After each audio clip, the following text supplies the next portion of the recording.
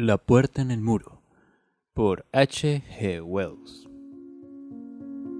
Capítulo 1. Una noche de confidencias, hace apenas 3 meses, Lionel Wallace me contó la historia de la puerta en el muro, y en aquel momento pensé que al menos para él era una historia verdadera. Me la contó con tal naturalidad y convicción que no pude más que creerle. Pero a la mañana siguiente, en mi propio apartamento, la atmósfera era distinta. Mientras estaba tumbado en la cama, recordaba las cosas que me había contado, desnudas ya de la magia de una voz solemne y pausada, despojadas de la tenue luz de la lámpara, de la atmósfera de misterio que nos envolvía, de los detalles exquisitos, el postre, las copas y la mantelería de la cena compartida, que daban al momento un aire deslumbrante, aislado de la realidad cotidiana. «Me ha engañado», me dije. «¡Qué bien lo ha hecho! Es la última persona de quien me habría esperado un engaño tan bien urdido». Más tarde, mientras disfrutaba del té del desayuno sentado en la cama, traté de encontrar una explicación para la apariencia real, desconcertante, de aquellos recuerdos increíbles, suponiendo que, en cierto modo, sugerían, representaban, expresaban, casi no sé qué palabra emplear, experiencias que, de no haber ocurrido, habría sido imposible contar. Sin embargo, ahora no recurro a esta explicación. Las dudas que me asaltaron entonces ya se han disipado. Ahora creo, como creí en el momento de la revelación, que Wallace hizo cuanto pudo para revelarme la verdad de su secreto. Ahora bien, yo no pretendo adivinar si lo que vio lo vio con sus propios ojos o solo creyó haberlo visto, o si realmente poseía un privilegio inestimable o fue víctima de un sueño imaginario. Tampoco esclarecen nada las circunstancias en torno a su muerte, que ahuyentaron mis dudas para siempre. El lector tendrá que juzgar por sí mismo. No recuerdo qué comentario crítico y accidental hice para mover a un hombre reservado como él a confiar en mí. Creo que intentaba defenderse porque yo había manifestado mi decepción al acusar de negligente e irresponsable su actuación con respecto a un movimiento público importante. De repente se decidió a contármelo. «Estoy preocupado», dijo. Hizo una pausa y prosiguió. «Sé que he sido negligente. Lo cierto es que no es un asunto de fantasmas ni apariciones. Pero se me hace extraño hablar de ello, Redmond. Algo me obsesiona. Algo que más bien oscurece las cosas. Me sume en la nostalgia». Calló, contenido por esa timidez británica que suele invadirnos cuando hablamos de cosas emotivas, graves o bellas.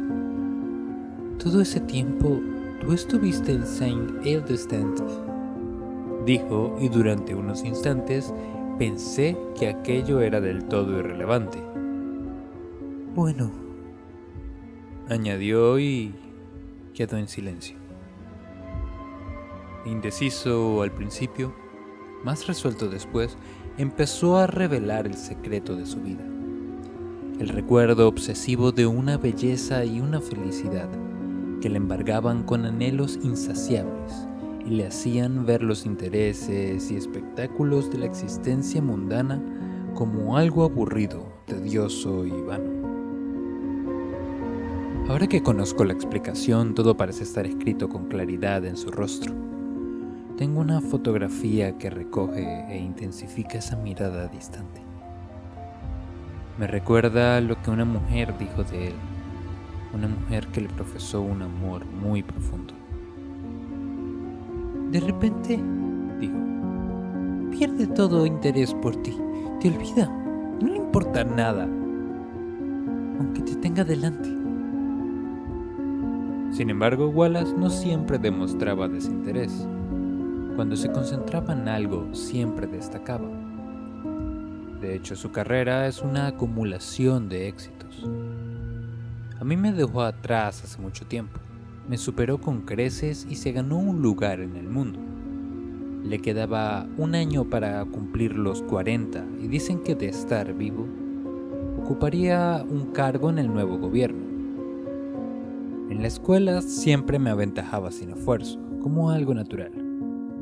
Cursamos juntos casi todos los años de la escuela en el St. Athelstan College en West Kensington. Entramos en el colegio en idénticas condiciones, pero cuando salimos estaba muy por encima de mí, laureado de becas y brillantes calificaciones. Pese a ello, mi carrera resultó ser bastante satisfactoria. Fue allí donde le oí mencionar por primera vez la puerta en el muro. Volví a oír hablar de ella apenas un mes antes de su muerte. Para él, la puerta en el muro era una puerta real que conducía a una realidad inmortal a través de un muro también real. Ya no me cabe la menor duda. Apareció en su vida muy temprano, cuando tenía 5 o 6 años. Recuerdo que mientras relataba su experiencia con pausada gravedad, trataba de calcular la época en que había sucedido. Dentro, dijo, había una parra virgen de color carmesí, de un carmesí intenso y uniforme, que cubría un muro blanco bajo el resplandor ambarino del sol. No sé por qué. Esa imagen me cautivó, aunque no recuerdo con claridad cómo. El suelo junto a la puerta verde estaba cubierto con hojas de castaño de Indias. Tenían manchas verdes y amarillas. No eran marrones ni estaban sucias, de modo que eran hojas recién caídas. Por eso creo que era octubre. Me fijo en las hojas de castaño de Indias cada año, así que no puedo estar equivocado. Si estoy en lo cierto, tenía 5 años y 4 meses. Según dijo, fue un niño bastante precoz. Aprendió a hablar a una edad inusitadamente temprana. Y era tan sensato y tradicional como decía la gente, que se le permitía tener una iniciativa de la que la mayoría de niños no gozan, ni mucho menos hasta los 7 u 8 años. Su madre murió cuando tenía 2 años y quedó al cuidado de una institutriz infantil, menos atenta y autoritaria. Su padre era un abogado severo, absorto en su trabajo, que le dedicaba poca atención y esperaba grandes cosas de él. Pese a su inteligencia, creo que la vida se le hacía gris y aburrida, y un día se escapó. No recordaba el descuido preciso que le permitió huir, ni el recorrido que siguió entre las calles de West Kensington. Todo aquello se había desvanecido irremediablemente entre vagos recuerdos. En cambio, recordaba con absoluta claridad el muro blanco y la puerta verde. Según el recuerdo que tenía de aquella vivencia infantil, la primera vez que vio la puerta sintió una emoción insólita. Sintió la atracción, el deseo de ir hasta ella, abrirla y entrar. Pero a la vez tenía la absoluta convicción de que sería una insensatez o un error, no sabía cuál de las dos cosas, ceder a aquella atracción. Insistió en algo curioso. A menos de que su memoria le engañara, sabía desde el principio que la puerta no estaba cerrada y que podía entrar a voluntad. Puedo imaginar la sensación de ese niño debatiéndose entre la atracción y el recelo. Y también parecía tener claro, aunque nunca supo por qué, que su padre se iba a enojar mucho si cruzaba aquella puerta. Wallace me contó aquel momento de vacilación con todo detalle. Pasó de largo por delante de la puerta y se paseó hasta el final del muro con las manos en los bolsillos, haciendo un intento pueril de silbar. Una vez allí, recordaba haber visto unas cuantas tiendas muy sucias y en concreto la de un fontanero y la de un decorador, que presentaba un desorden polvoriento de cañerías de barro, láminas de plomo, grifos, muestrarios de papel pintado y botes de esmalte. Se detuvo y fingió que examinaba aquellos objetos, pero en realidad codiciaba con fervor la puerta verde. Después dijo que sintió un arrebato de emoción. Echó a correr por miedo a que la duda volviera a apoderarse de él. Fue directo a la puerta verde con la mano extendida, la atravesó y la cerró de golpe tras de sí. Y así, de repente, se halló en un jardín que le obsesionaría toda la vida. Le resultaba difícil describir la sensación que le causó aquel jardín. Había algo en el aire que llenaba de gozo. Era una sensación de levedad, de paz y bienestar. Había algo en su apariencia que hacía los colores limpios, perfectos y que les confería una sutil luminosidad. Al entrar, se sentía una alegría exquisita, una alegría que solo se siente en raras ocasiones, cuando se es joven y alegre y se puede ser feliz en este mundo. Allí todo era hermoso. Wallace reflexionó unos instantes antes de seguir contándome su experiencia. Dijo con el tono dubitativo de un hombre que contempla algo increíble. Había 2 panteras enormes. Sí, 2 panteras moteadas. Y no tenía miedo. Había un camino largo y ancho flanqueado por jardineras con bordes de mármol repletas con flores, donde las 2 enormes fieras aterciopeladas jugaban con una pelota. Una de ellas alzó la vista y se dirigió hacia mí. Al parecer, por curiosidad, vino directamente a mí. Frotó con suavidad una de sus redondas orejas contra la mano que yo le extendí para acariciarla y empezó a ronronear. Te lo aseguro, era un jardín encantado y era inmenso. Se extendía a lo largo y ancho por todas partes. Creo que había colinas en la lejanía. Dios sabe a dónde había ido a parar Cass Washington. Y en cierto modo, era como haber regresado a casa. En el instante preciso en que la puerta se cerró, olvidé la calle cubierta de hojas, los carruajes y los carros de los tenderos que pasaban. Olvidé esa suerte de fuerza gravitacional que me empujaba hacia la disciplina y a la obediencia del hogar. Olvidé cualquier miedo o vacilación. Olvidé la discreción. Olvidé la realidad cotidiana de esta vida. En un instante me convertí en un niño alegre y maravillado en otro mundo. En un mundo de aspecto distinto, con una luz más cálida, más penetrante, más suave. Un mundo donde se respira una alegría pura y sublime. Donde nubes bañadas por el sol surcaban el azul del cielo. Ante mí se extendía ese camino largo y ancho que me invitaba a entrar, en cuyos márgenes no crecía la maleza, sino flores silvestres y exuberantes, y en él las 2 grandes panteras. Sin miedo, puse mis 2 pequeñas manos sobre el suave pelaje, acaricié sus orejas romas y la parte más sensible bajo estas, y jugué con ellas y parecían darme la bienvenida. Tenía una intensa sensación de haber regresado al hogar. Quizás por eso no me sorprendí cuando una muchacha alta y rubia vino a mi encuentro en el camino y me preguntó ¿cómo estás?, con una sonrisa, ni cuando me levantó y me dio un beso y volvió a dejarme en el suelo.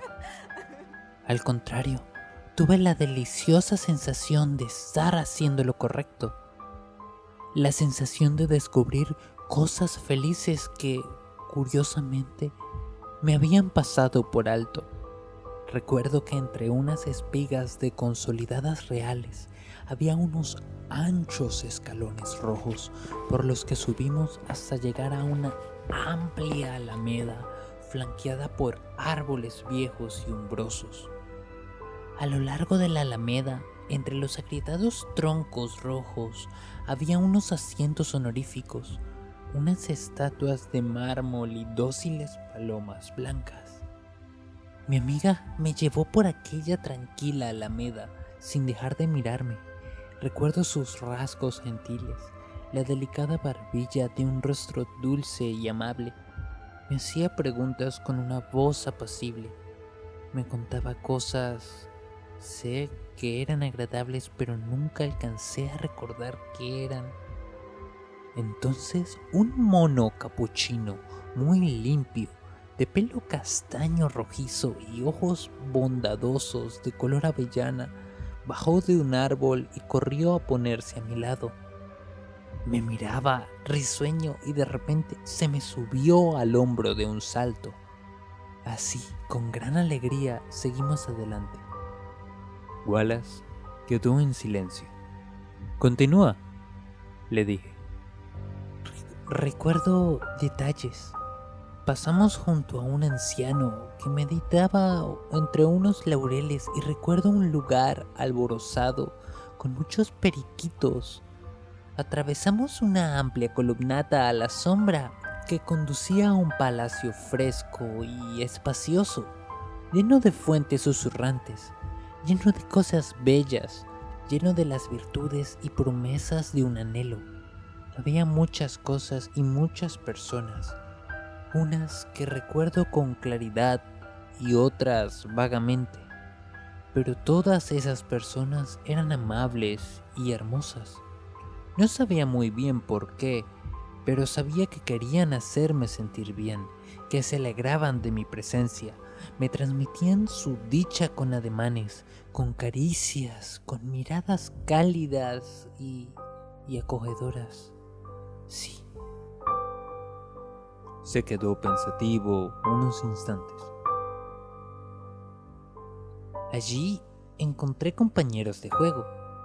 Para mí tenía mucho valor, porque era un niño solitario. Jugaban a cosas muy divertidas en un patio cubierto de hierba, donde había un reloj de sol hecho de flores, y mientras jugaba y disfrutaba. Pero es extraño. Hay un vacío en mi memoria. No recuerdo a qué jugábamos, nunca lo he recordado. Con los años, cuando aún era niño, pasaba horas tratando de recordar, incluso llorando. ¿Qué forma tenía aquella felicidad? Quería volver a jugar aquello en mi cuarto de juegos por mi cuenta. No, todo cuanto recuerdo es la felicidad que sentía y la presencia de mis dos queridos compañeros que siempre me acompañaron. Luego llegó una mujer lúgubre, de aspecto grave y pálido, y mirada distraída. Una mujer lúgubre, vestida con una túnica larga de color violeta claro, con un libro en la mano. Me hizo señas y me condujo a través de una galería a una sala. Mis compañeros se resistían a que me fuera y dejaron de jugar al verme marchar. «¡Vuelve con nosotros!», gritaban. «¡Vuelve pronto!». La miré, pero no les prestaba atención. Su gesto era delicado y solemne. Me llevó hasta una silla de la galería. Yo permanecí de pie a su lado, dispuesto a mirar en el libro que ella sostenía sobre las rodillas. El libro se abrió de par en par. Señaló y yo miré maravillado, pues me vi en las páginas vivas de aquel libro. Era un cuento sobre mí que narraba todo cuanto había vivido desde el momento de nacer. Para mí era maravilloso porque aquellas páginas no mostraban ilustraciones, sino imágenes reales. Wallace hizo una pausa solemne y me miró con recelo. Sigue, dije. Sé que quieres seguir. Eran imágenes reales, sí, tenían que serlo. La gente se movía y las cosas iban de un lado a otro. Mi amada madre, a la que casi había olvidado. Luego mi padre, recto y severo. Los criados, la sala de juegos, todas las cosas familiares de mi casa. Aparecía la puerta principal y las calles concurridas con tráfico y ajetreo. Contemplaba el libro fascinado y miraba a la mujer con reservas. Pasaba las páginas saltándome algunas cosas para ver otras muchas hasta que llegué al momento en que dudaba y vacilaba al otro lado de la puerta verde del largo muro blanco y el conflicto y el miedo volvieron a apoderarse de mí. ¿Y qué viene ahora?, grité. Yo había pasado la página, pero la fría mano de aquella mujer solemne me lo impidió. ¿Qué viene ahora?, insistí y forcejeé suavemente con su mano, levantando sus dedos con toda la fuerza de la que un niño es capaz. Cuando cedió y pasé la página, se inclinó sobre mí como una sombra y me besó la frente. Sin embargo, la página no mostraba el jardín encantado, ni las panteras, ni la muchacha que me había llevado de la mano, ni los compañeros de juego que se habían resistido a verme marchar. Mostraba una larga calle gris de West Kensington, esa gélida hora de la tarde, antes de que enciendan los faroles, y yo estaba allí. Era una desdichada criatura que lloraba a lágrima viva. Pese a hacer lo posible por contenerme, lloraba porque no podía volver con mis queridos compañeros, que me habían dicho: vuelve con nosotros, vuelve pronto. Estaba allí. No era la página de un libro, sino la dura realidad, aquel lugar encantado y la mano represiva de aquella madre de gesto grave que tenía a mi lado se había desvanecido. ¿A dónde se había ido? Volvió a callar y permaneció unos instantes contemplando el fuego. El desconsuelo de querer regresar, murmuró. Te escucho, dije poco después. Me sentía tan desdichado por estar de nuevo en este mundo gris. Al percatarme de la plenitud que había vivido, me abandoné a una pena irreprimible. Aún recuerdo la vergüenza y la humillación de aquel llanto en público y el vergonzoso regreso a casa. Vuelvo a ver a aquel anciano caballero de aspecto bondadoso con gafas de oro que se detuvo ante mí y me dio un golpecito con el extremo del paraguas. Pobrecito, ¿te has perdido? Y allí estaba yo, un niño londinense de unos 5 años, y no tuvo más remedio que llamar a un policía joven y amable que consiguió rodearme de una multitud y que luego me llevó a casa. Así, sollozando, asustado y sin ninguna discreción, regresé del jardín encantado a la entrada de la casa de mi padre. Es todo cuanto puedo recordar de la visión de aquel jardín, del jardín que aún me obsesiona. Claro está, nada puedo transmitir de la indescriptible esencia de una realidad traslúcida, tan distinta del resto de las cosas conocidas. Pero aquello había ocurrido. Si fue un sueño, estoy seguro de que ocurrió a plena luz del día y que fue un sueño extraordinario.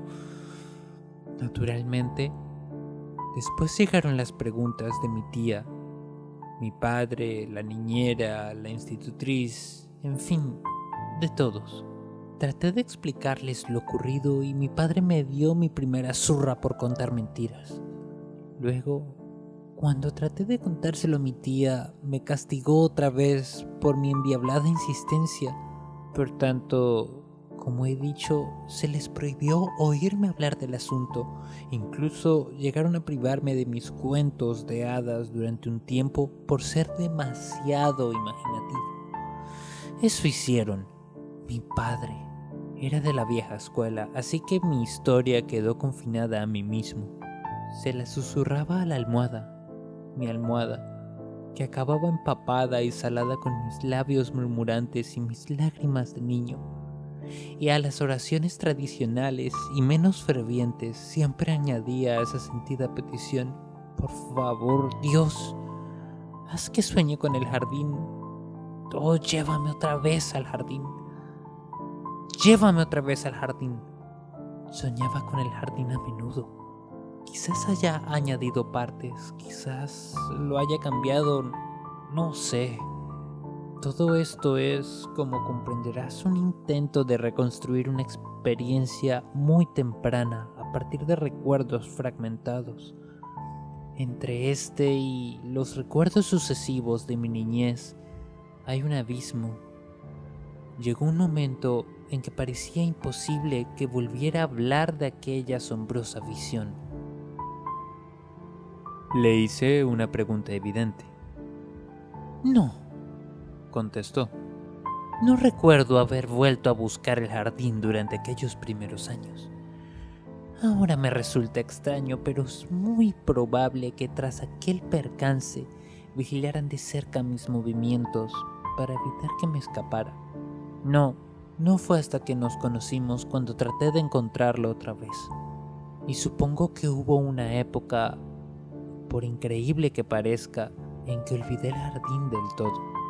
Debió ser a los 8 o 9 años. ¿Me recuerdas del niño en St. Eldiston? Sí, claro. Por entonces no parecía tener un sueño secreto, ¿no?